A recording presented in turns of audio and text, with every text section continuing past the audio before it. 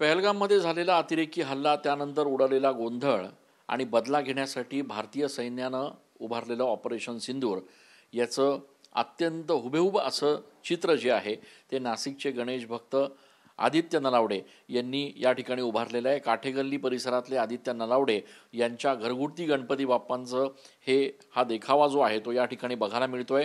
हा देखावा बघण्यासाठी खरं तर प्रचंड गर्दी या ठिकाणी नागरिकांची होतीये।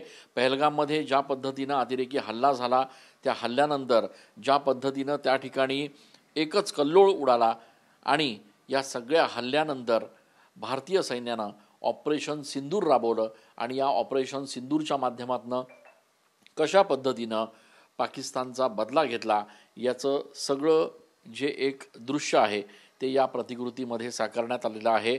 या हल्ल्यानंतर पाकिस्तानच्या मुरिदेक, भीमबेर, त्याचप्रमाणे चामाक्रू, सियालकोट, बहावलपूर अशा भागांमध्ये जो काही हलकल्लोळ उडाला त्याचं देखील दृश्य या ठिकाणी या संपूर्ण देखाव्यामध्ये आपल्याला बघायला मिळत आहे। आपल्यासोबत आदित्य नलावडे आहेत, ज्यांनी अत्यंत खरं तर कारागिरी करून हा संपूर्ण देखावा उभा केला आहे।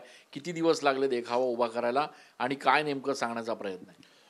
दरवर्षीप्रमाणे याही वर्षी मी 3 महिन्यापासून जी काही गणपती बाप्पाचा आरस बनवत असतो आणि 3 महिन्यांनी संपूर्ण आरस बनवली आहे। आणि जो काय पहलगाममध्ये आपल्या निष्पाक नागरिकांवर 28 नागरिकांवर जो हल्ला झाला, त्या हल्ल्याचा बदला आपल्या भारत सरकारने व मोदी सरकारने असेल किंवा आपल्या भारत सैन्याने असेल कशा प्रकारे घेतलं याचं एक छोटंसं उदाहरण दाखवण्याचा प्रयत्न मी दरवर्षी गणपती देखाव्यातून करत असतो।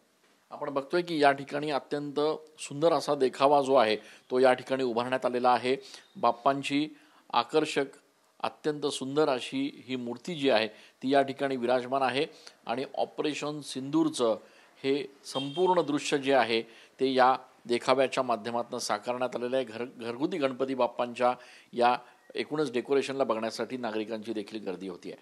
कॅमेरा पर्सन खुशाल पाटीलसह मी चंदन पूजाधिकारी, TV9 मराठी।